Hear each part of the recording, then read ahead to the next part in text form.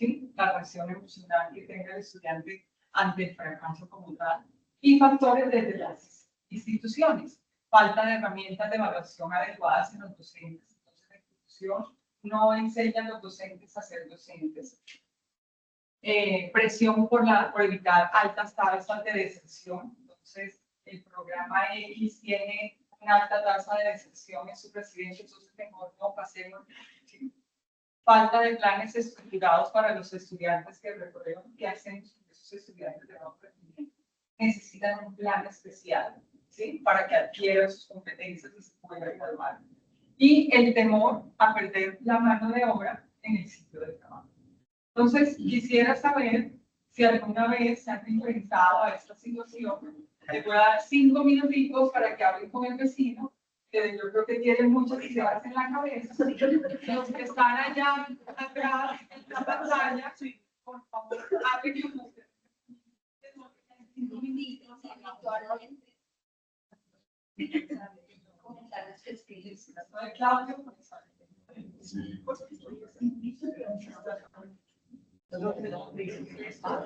sí. Sí.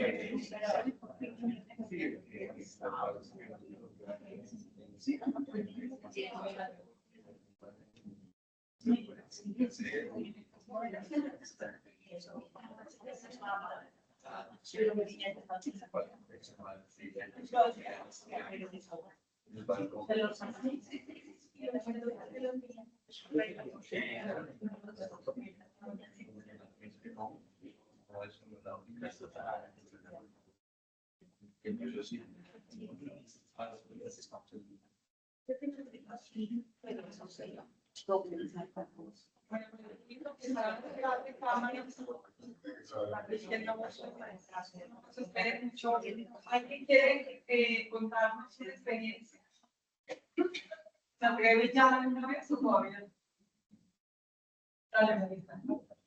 Pues yo creo que estamos hablando con Gabriel, que a veces hemos tenido situaciones, yo creo que todos hemos estado en todo, ¿sí? Pero de las más vueltas es cuando de pronto uno cae en esas personalidades que son difíciles de manejar y que por más que uno haga retroalimentaciones, evaluaciones, lo aceptan, lo estudian, manipulan, pero llega un momento es que están agotados y uno dice, bueno, ¿en qué fallamos?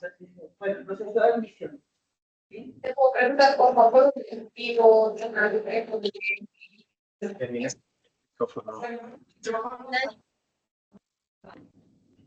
Pero por otro lado, uno ya tiene el estudiante aquí.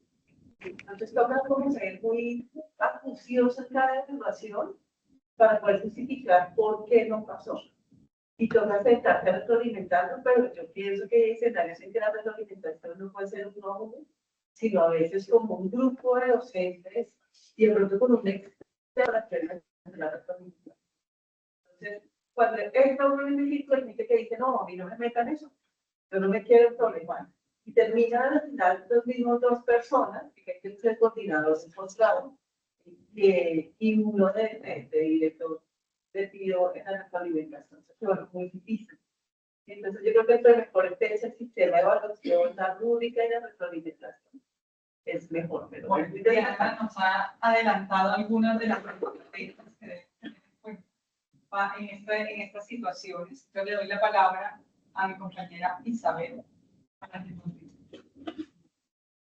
Entonces, como vieron, Ángela, Paola y yo quisimos explorar pues este fenómeno del failure to fail y lo hicimos mediante un estudio de investigación cualitativo. El diseño estaba basado en la teoría fundamentada constructivista, que es una metodología de los estudios cualitativos en los que a través de la teoría expectativa, valor y costo, que no voy a entrar en esos detalles, miramos el contexto de una universidad privada, un hospital universitario de alta complejidad de la ciudad de Bogotá, con 5 especializaciones médico-quirúrgicas, cuya característica importante para poder entrar en esa exploración era que tuvieran de alguna manera herramientas de evaluación estructuradas. Los participantes invitados fueron 12 docentes de esas 5 especializaciones médico-quirúrgicas, Esos 12 docentes tenían diferentes años de experiencia docente, incluso formación docente, concursos, diplomados, maestrías, especializaciones, y llevaban diferentes tiempos vinculados en la formación de residentes de este tipo de especialidad. Hicimos entrevistas semiestructuradas y pues sometimos esas entrevistas a esa metodología a través de lo que les expliqué, que era la teoría fundamentada constructivista, que nos llevó a tener estos resultados nivelados en 3 categorías grandes. La teoría del valor, en el que encontramos en resumidas cuentas que definitivamente los docentes de estas especialidades, quienes tuvimos la exploración de este fenómeno, pues muestran un gran interés y un compromiso enorme frente al momento de evaluar. Para los docentes en general es muy importante el momento de la evaluación. La segunda categoría denominada expectativa es cómo los docentes con sus diferentes relatos en estas entrevistas, en su narrativa, muestran que le dan un gran peso de pronto a lo que Diana nos manifestó en sus experiencias, y es cómo es de importante tener un sistema de evaluación robusto y que los docentes que tenemos que enfrentarnos a diferentes actividades evaluativas, pues tengamos esa capacitación y respaldemos nuestros argumentos en un sistema de evaluación robusto. Y por otra parte, también los docentes pues mostraban que nos cuesta ese costo emocional, ese costo en tiempo, pues es importante para todos, de alguna manera, en el momento que tenemos que hacer una evaluación. Les voy a mostrar, digamos que estas 3 categorías salieron, emergieron después de toda la aplicación de la metodología, pero se basaron desde las narrativas, como les he dicho. Y aquí quiero invitarlos de pronto a, estas son frases textuales de las entrevistas.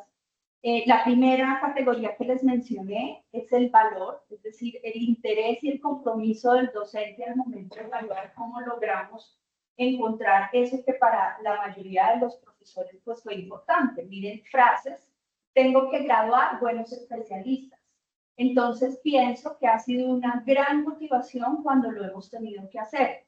Si bien no es algo de todos los días, estos casos son difíciles, duros, pero lo hemos hecho. Es decir, la persona que dio esta narrativa como que dijo, miren, la balanza para el grupo de profesores es más importante, o por lo menos en su experiencia, enfrentar a un residente que no tiene las competencias y dar una evaluación que no aprueba la asignatura por la importancia que tiene para él graduar como especialista.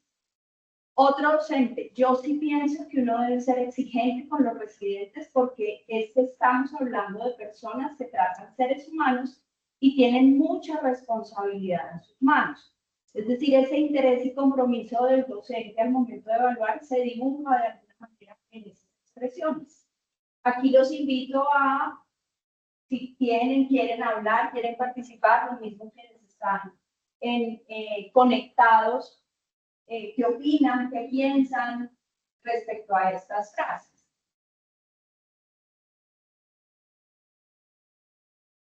¿Alguien? De acuerdo. Creo que todos tenemos el interés de informar con las personas. Lo que pasa es que no siempre o no todos estamos preparados para abordar esos casos difíciles y decirle a otro: lo estás haciendo mal, con las palabras correctas, y que lo asuma de buena manera y se transforme eso de querer cambiar y mejorar. No siempre se utiliza la festividad. Yo lo que siento a veces es que cuando uno está evaluando a los residentes con las rúbricas que están, como que no, pues como que las rúbricas son demasiado suaves. Entonces, pues, para rajar con una rúbrica a un residente, pues se necesita que más o menos no vale toda la rotación, o que sí, porque la rúbrica dice, así se saca 4, se asiste todos los días a la misma hora. Sí, o sea, es como muy flexible, muy suave la entonces por más de que el residente no cumpla los objetivos, pasa porque la rúbrica no está diseñada para calificar objetivamente el rendimiento de un residente. Ok. Bueno, gracias. Estas otras frases respecto a esa misma categoría, yo creo que hay que reflexionar en la responsabilidad que uno tiene con la evaluación, de hacerla justa. Nosotros tenemos que cuidar nuestra institución, pues nuestros egresados son el sexo. Es un error gravísimo pasarlo, porque en ese momento no estaba cumpliendo el objetivo y los residentes también creo que reflexionan mucho y llegan con una actitud diferente cuando tienen que repetir. Experiencias, como les digo, que suman a esta categoría de lo importante que es para nosotros ese sentir y esa responsabilidad en la evaluación. La segunda categoría, como les decía, es como todos de alguna manera manifestaron que se necesita tener un respaldo robusto en un sistema de evaluación institucional, pues que favorezca una evaluación justa y esa capacitación docente, que tengamos como las herramientas necesarias para evaluar, hablar en momentos difíciles con alguien que no lo está haciendo bien. Veamos las frases. Creo que nos hace falta saber un poco más de evaluación. Por supuesto, en los últimos años hemos venido puliendo ese proceso y hoy en día yo diría que estamos haciéndolo muchísimo mejor. Como por ejemplo hay un ítem en la rúbrica que es relaciones interpersonales y ahí me cuesta, no hay razón para ponerle una nota bajita, pienso yo. O sea, como que ahí todo el mundo saca 5, a menos que haya sucedido algo. Siempre termino poniendo ahí buena nota. Haciendo eco de lo que nos decía Margarita respecto a, hay algunas áreas en las rúbricas de evaluación, especialmente en estas áreas de habilidades blandas, que es raro que uno baje en habilidades blandas a un residente, que lo salude o que sea respetuoso, y eso, que a veces suele suceder que hay residentes que sí tienen algunas fallas dentro, pero de alguna manera no es fácil poner una mala nota en esa situación. Ya. Pero con algunos de los casos que nosotros tuvimos hace un año y pico largo. Ese punto de las relaciones interpersonales, yo creo que hay una manera justa de hacerlo y es que uno trate de hacer evaluaciones de 360. O sea, no es solamente lo que yo piense como profesor, porque de pronto conmigo es súper amable, pero hay que mirar a veces qué tantas pacientes se quejaron, ¿sí? Las enfermeras, las auxiliares, sus compañeros. Entonces, cuando uno ya tiene ese soporte de 360, sí puede decir, no, mira, tú puedes ser un genio o un genio, pero tu relacionamiento no está bien. Y resulta que somos médicos y eso es fundamental. Entonces, creo que es una manera de pronto de cambiar esa visión de que todo el mundo le va a poner 5. Exacto. Hace parte de ese sistema de evaluación robusto que hay formas de evaluar como esta tan importante que menciona Diana, esa evaluación 360, que mira más allá del momento de uno docente que tiene encargado y mira el personal de atención en salud, incluso que le da voz a los pacientes. Entonces, importante pues pensar en eso. Nos ayuda si hay alguien en el chat que quiera. Doctor Sánchez. Bueno, también puede estar la marca al contrario, el presidente que en una exposición contestó mal, todo el mundo dijo, uy, como es de maneja bien la situación, y de ahí en adelante queda rotulado por tamaño. Entonces, cuando la gente va a llegar a ese ítem, así haya sido una maravilla en las otras actividades, todo el mundo va a tender a poner una nota bajita. Entonces, marcarles Sí. Perfilamientos. Exacto, hay situaciones puntuales y a veces se queda uno en la calificación porque me contaron que fue grosero en la revista pasada y de ahí en adelante, así no haya sido grosero conmigo, ya mi punto de calificación pues va a ser menor. Entonces, pues fíjense todas las aristas que hay en el momento de calificación y las responsabilidades que tenemos frente a evaluar un residente. En esa misma categoría, otras frases.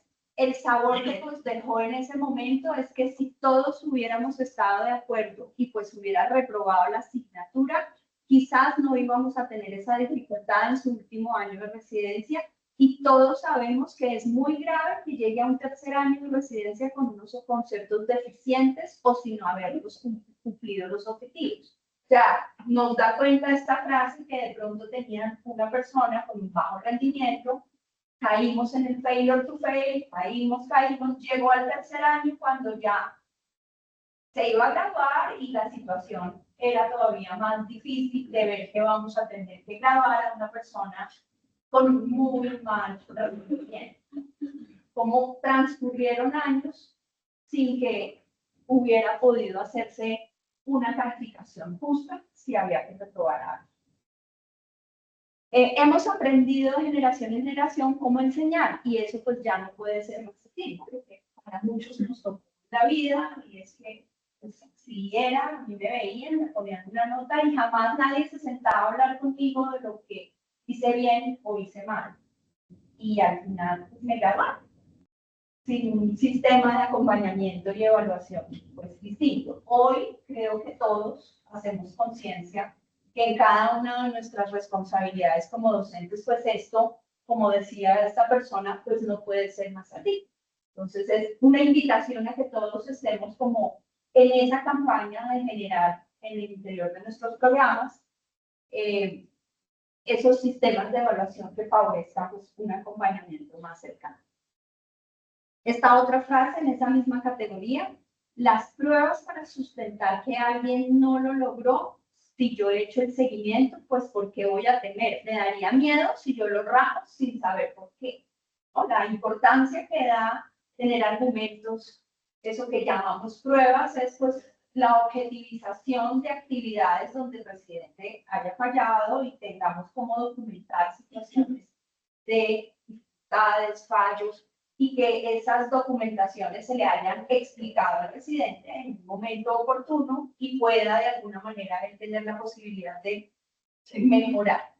Hay un comentario, Isa, y es que hemos visto una cosa y nos pasa, por ejemplo, integrado, y es que tenemos una rúbrica diseñada, una rúbrica que está súper desglosada, todos los criterios, para que precisamente el profesor tenga los suficientes argumentos para calificar, pero en el momento en que el profesor aplica la rúbrica, seguimos teniendo la dificultad de que pone el chulo en la nota, ¿sí? O pone 5, 5, 5, 5, 4, 4, 4, 4, pues eso no tiene sentido. La rúbrica es para aplicarla de una manera correcta, porque de lo contrario, en el momento de sustentar una situación de estas, pues no hay evidencia de cuál fue el criterio que aplicó. Entonces, si bien los instrumentos que hacemos están cada vez mejor diseñados, pues los profesores tenemos que aprender a aplicarlos, porque de lo contrario no tendría sentido el tener esos instrumentos, y hay que aplicarlos a conciencia, porque a veces lo que nos pasa es que nos entregan la rúbrica y encierran al final la nota completa. O sea, le ponen 4 o 3 y no dicen, pero ¿dónde está el análisis de cada criterio? O sea, no tendría sentido hacer eso. Nos ha tocado, o lo que hemos hecho es generar, por ejemplo, esas rúbricas automáticas en Forms o en Excel para que tengan que necesariamente calificar cada criterio, y eso finalmente dé una nota final, pero pues tiene que ser una conciencia de los docentes, porque de lo contrario no hay cómo argumentar estas evaluaciones. Y ya tuvimos casos y afortunadamente nos salvó la rúbrica porque estaba bien elaborada y bien detallada. Entonces sí creo que es una estrategia muy importante. Gracias, Lili. Ese estudiante es muy complicado, ya en este momento no hay nada que hacer, nos tocó graduarnos, nos pasó. Creo que a partir de esa experiencia es que hemos empezado a ser más acuciosos con nuestros residentes, a hacer evaluaciones semanales para que precisamente no lleguen al final sin evidencia. La rúbrica no es al final cuando se está pidiendo la nota. Recordemos que lo importante es tener momentos de evaluación durante las sesiones en diferentes oportunidades que sumen al final un puntaje total. Pero si no hicimos ninguna evaluación durante 2 meses y al final con un 4, un 4, 3, pues no hay argumentos fáciles de haber dicho, oiga, la semana yo ya lo había visto fallando. También me parece que si uno hace evaluaciones periódicas, tiene la oportunidad de ver cuáles son las falencias que tiene ese residente en una, y concentrarse en mejorarlas para que en la última rúbrica haya podido mejorarlas. Porque Claro. finalmente el objetivo no es pasarlo o rajarlo, el objetivo es enseñarle y formar un especialista con buenas competencias. Exacto. La evaluación, acordémonos, es un proceso que tiene diferentes momentos y el momento de evaluar, retroalimentar es clave para lograr que un residente cumpla con sus objetivos.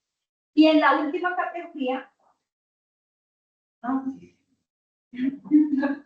Bueno, entonces continuando con la última categoría, tenemos el costo. Y el costo, como decía Isabel, es lo que nos cuesta, porque nos cuesta evaluar. Entonces vamos a mirar otras frases. ¿Cuál es el final? El prestigio del profesor, perdiendo el favoritismo entre los residentes. Pienso que dirán a la espalda de uno. Hay un escarnio público del profesor, se rotula como problemático. Entonces a veces queremos evitar ese señalamiento. ¿Sí? El profesor que va, el cuchilla. Entonces eso hace parte de por qué no hacemos una buena evaluación. Creo que es trabajo extra. Tengo esa sensación como que tendría uno que asumir las explicaciones, la reunión y la justificación. Entonces, es como si tengo un residente problemático, bajo rendimiento, entonces le tengo que dedicar más tiempo, le tengo que dar de pronto otra clase, otras pruebas, y eso es tiempo extra, y por eso digo, no, mejor lo más. Fíjense todas esas repercusiones. La persona que no rinde muchas veces sale beneficiada. Cuando me dedico a acompañar a alguien que no rinde, requiere más tiempo y esfuerzo. Entonces, eso va en relación con lo que hablamos del trabajo. Entonces, si tienen alguna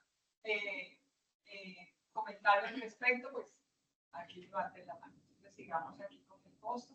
Dice, la parte económica a veces nos pone a pensar más. Lo que realmente no se debería hacer, pensar en los papás. Porque yo le ponga 2 en su rotación por su relación con el paciente, pierda la materia y que por perder la materia tenga que pagar otro semestre. Entonces, a veces nos condolemos de los papás. En lugar de los papás, pobrecito, va a pagar un poco más, porque obviamente si se atrasa, tiene que pagar 2 meses más de matrícula. Entonces, no, mejor que no pague, entonces, mejor que no se atrase, que se gradúe con sus compañeros, ¿sí? Otra frase que tiene que ver, todo lo que ellos tienen que sufrir para hacer eso, me pongo en el lugar de ellos, se retrasan del grupo, entonces será una nota más baja que el promedio de los otros y ya. Entonces es como no los bajo, pero le doy el 3, con el 3 pasa, ¿sí? Le doy la notica más baja del grupo, el grupo en general sacó 4 y a este que debe bajarlo, le pongo 3 para que pase. Entonces, fíjense que eso tiene repercusiones que ya lo vimos al principio, ¿sí? Graduar personas sin competencias, deficientes, que van a atender pacientes en otras instituciones, que van a poner en riesgo esa seguridad del paciente. Entonces, es como tomar esa conciencia del trabajo que estamos haciendo nosotros como docentes, ¿no? Yo encontré una tercera falla, o sea, no, la falla porque a veces uno sabe que el equipo de docentes sabe que ese residente no debe graduarse o debe perder ese semestre. Uno tiene las condiciones externas que son muy difíciles de manejar a veces y es la rotación donde siempre sacan 5. Entonces, si todos lo llevamos muy ajustado a la rúbrica, muy bien, lo reevaluamos y va en 2.8, 2.7, pero llega ya, saca 5 y cuando hace punto, no hay manera de bajarlo. Hay unos autores que están muy difíciles de manejar también, e inclusive nuestras mismas herramientas, así uno las afina y diciendo, este no debe haber pasado, pero no tenemos cómo bajarlo, porque así le hayamos bajado y le hayamos reglamentado, esto no logra uno esperar que renueve. Pero ahí también hay una dificultad también en todo el sistema, o en factores externos, que hacen que no se pueda. Y son los factores institucionales. Entonces, el grupo tiene que reunirse, el departamento tiene que reunirse y decir, no, o otra frase, yo no lo rajo, eso pasa por Neumo y allá sí lo rajo. O pasa por Neumo y allá sí lo van a rajar. O sea, yo me libero de la responsabilidad y que otro lo raje, que allá sí se regue. ¿Sí? Entonces le pongo el 4 o el 3 raspando y le doy la responsabilidad a otro. ¿Y qué pasa? Miren lo que nos contaba Isabel en la frase anterior. Pasó y llegó a R3 y, Madrid, ¿este qué hace de R3? ¿Sabe hacer esto? Lo vamos a evaluar ya. Entonces, es esa responsabilidad que la idea es tomar conciencia de esto. Pero que donde más nos pasaba a nosotros era en la extramurales. ¿Sí? Tanto tras al gimnasio y por fuera era peor. Decía, mire, ¿sabe qué? Yo lo voy a apartar porque no lo quiero volver a ver. Sí, Lidia, es terrible, no sabe operar, no sabe ayudar, pero yo lo quiero ver acá. No me lo mande más. ¿Sí? Porque además, si lo rajo, yo no se lo voy a recibir y usted no tiene más convenios donde se lo acepten. Así me lo decía. Y entonces pasa. Y tenemos muchas rotaciones extramurales y quedamos, pues, variadas por los otros años. Al final, es una de las primeras frases que dijimos, no quiero volver a ver. Así. Otra cosa que es un factor importante es la presión institucional directiva. Entonces hay muchas implicaciones políticas, burocráticas, de relacionamiento, de imagen, de prestigio, que a veces influyen en la toma de la decisión. Entonces uno como docente pasa unos criterios de evaluación, pero llega a una instancia superior donde dicen, no, no es verdad. No hay poder humano porque ese hijo de no sé quién es el PEP. Sí, eso es muy negativo y genera en los profesores pues mucha falta de credibilidad en el proceso.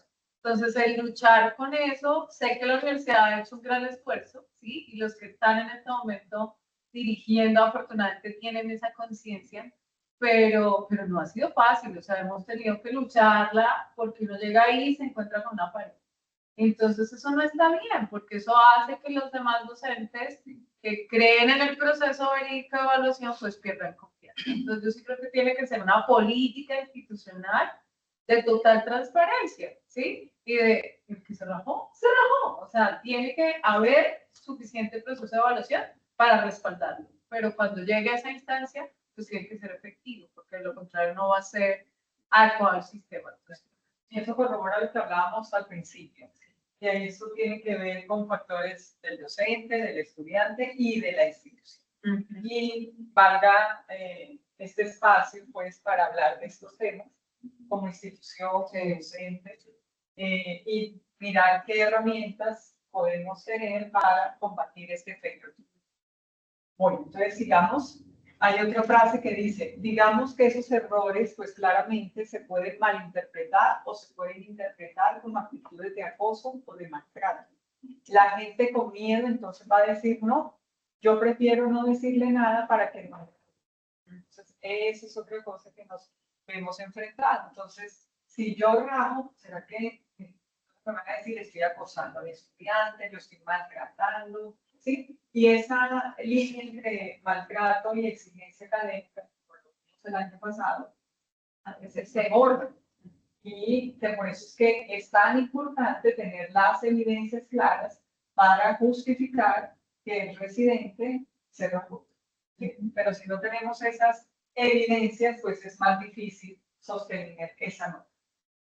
Otra frase, ¿qué le digo o no le digo? Porque qué tal que lo vaya a tomar como maltrato.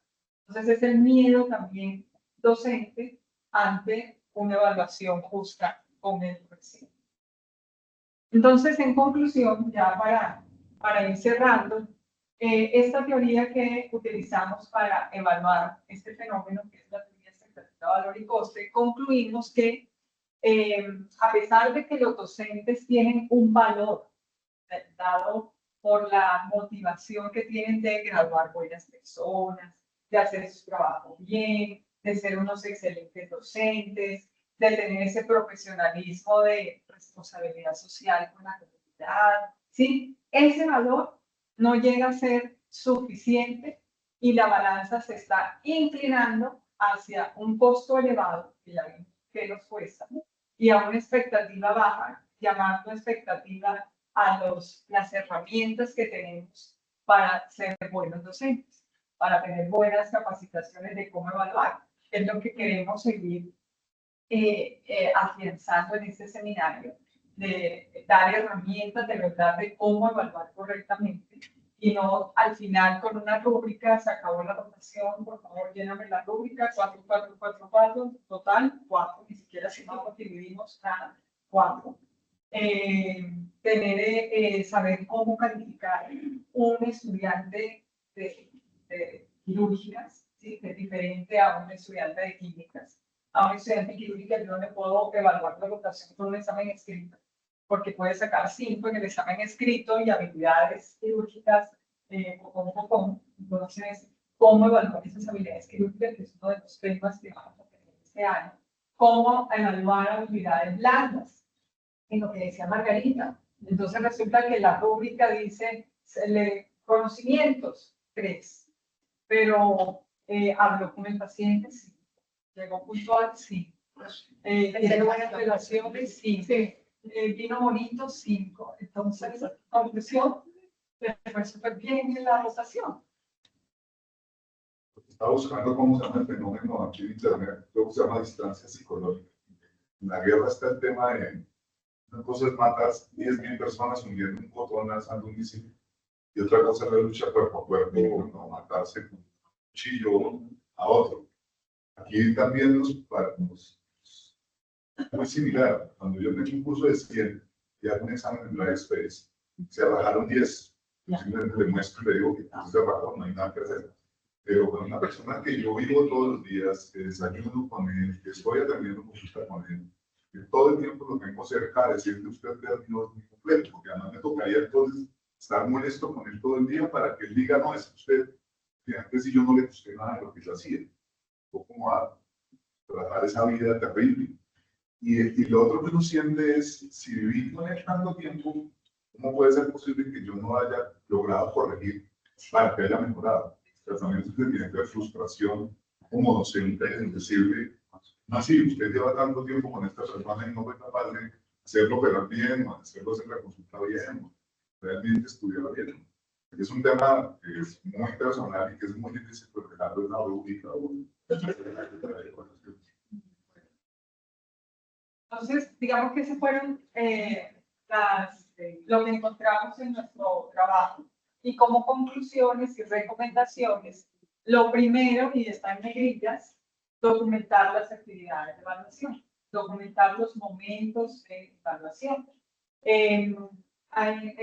Existe una recomendación dentro de las evaluaciones y está la evaluación programática. Y la evaluación programática no es más que yo tengo una rotación de X tiempo, vamos a poner 2 meses, y yo divido esa rotación. Y yo, ¿cómo voy a calificar a ese estudiante? Entonces, existen estrategias, están los mini-CIEX. Entonces, yo voy a hacer 3 mini-CIEX en los 2 meses. Le voy a hacer 2 exámenes escritos, uno a la mitad y uno antes de que se acabe la curso. Le voy a hacer evaluación de la consulta. Vamos a hacerle preguntas rápidas en la consulta y eso también tiene unas rúbricas, está el SNAP, el OSCE, el MINI, la teoría MINI, ¿sí? Entonces voy llenando yo como una carpetita en la nube, en papel, ¿sí? Y voy recolectando esas evidencias. Le voy a hacer 2 retroalimentaciones, ¿sí? Porque es importante, ¿sí? Lo estoy criticando, pero a la mitad voy a programar y agendar. Llegó el residente y apenas llega, mira, el 24 de marzo nos vemos a las 10 de la mañana, de una vez ya queda agendado, retroalimentación.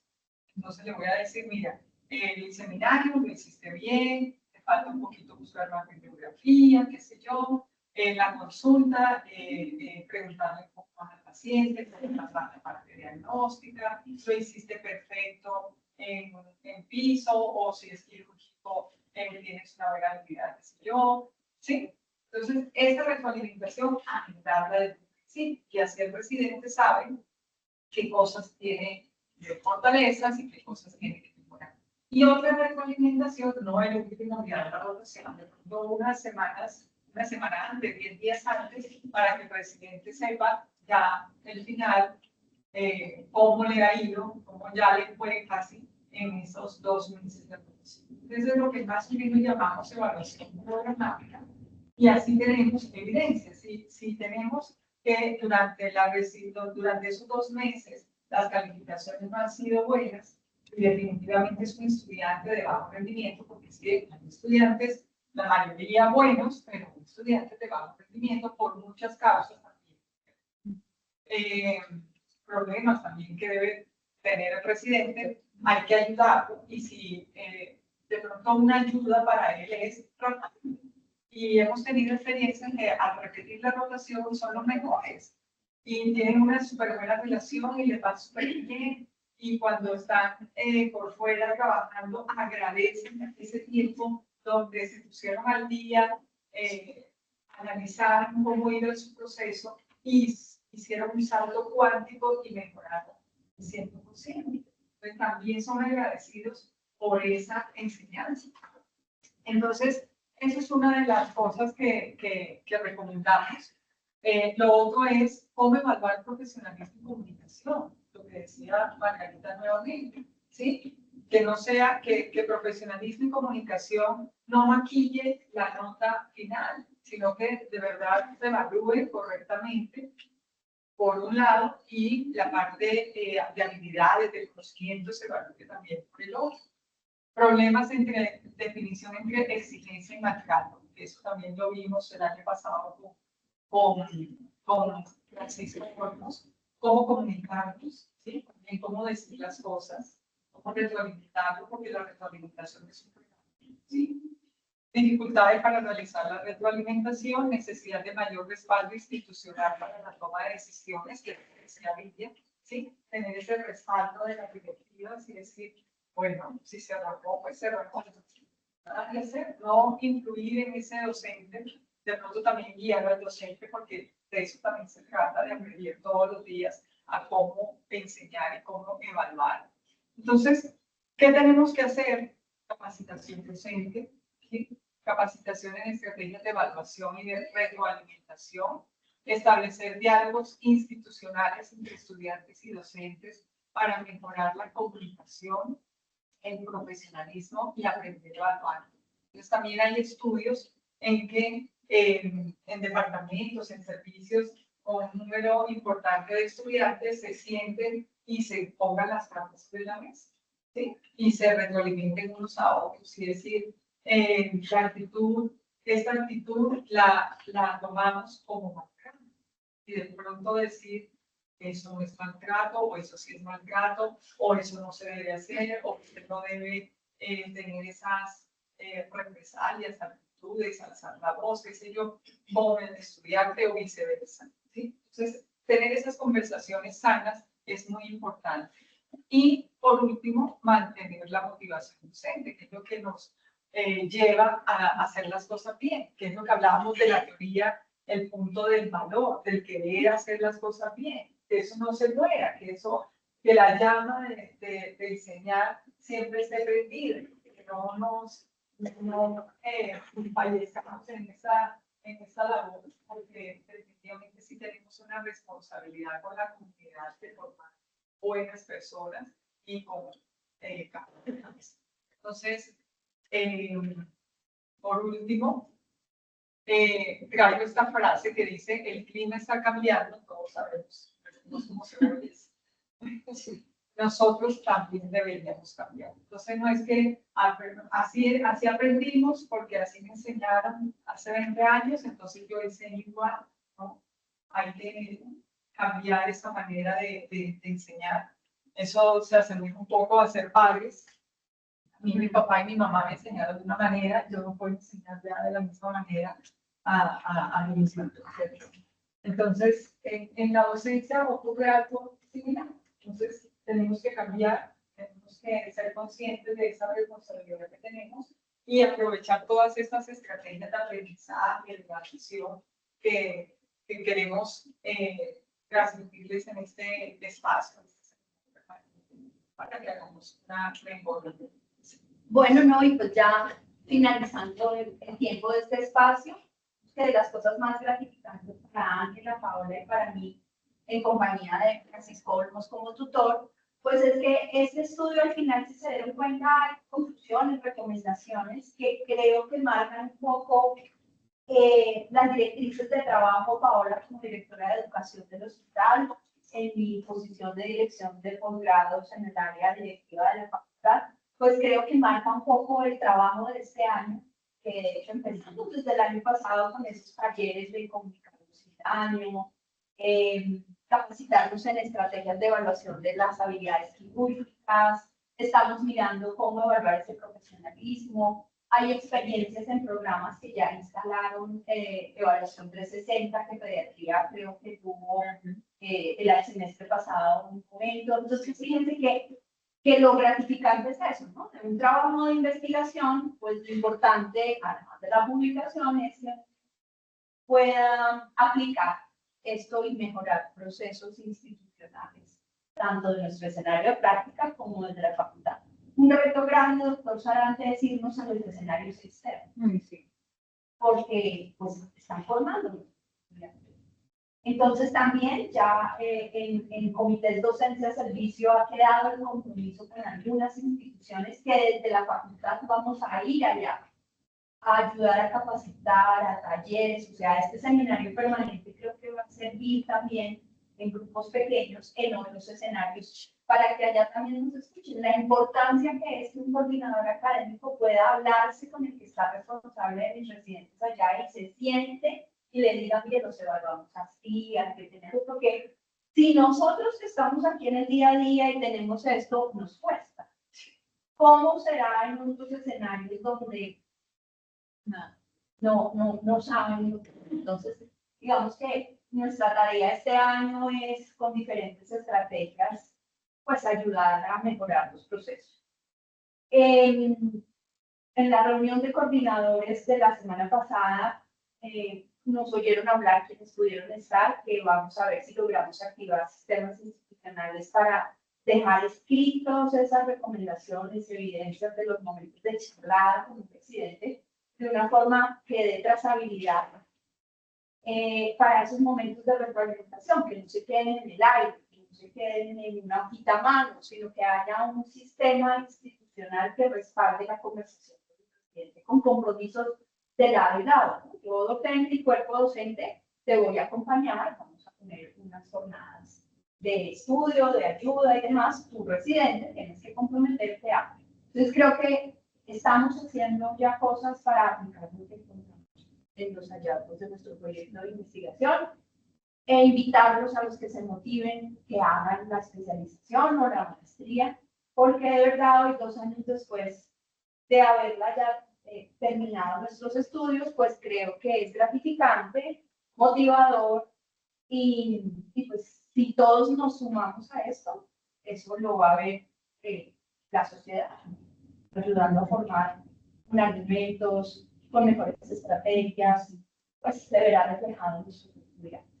Entonces, pues gracias por el espacio, por cumplir con el tiempo.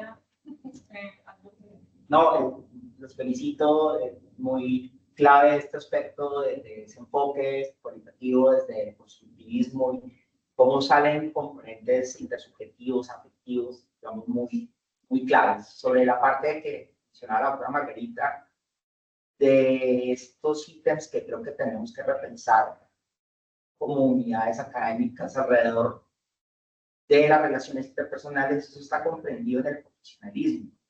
El profesionalismo es algo muy amplio que incluye la posibilidad de que la mentira y el engaño no sean una forma de relacionamiento, y eso pues, no es tan natural con el ejercicio de la medicina.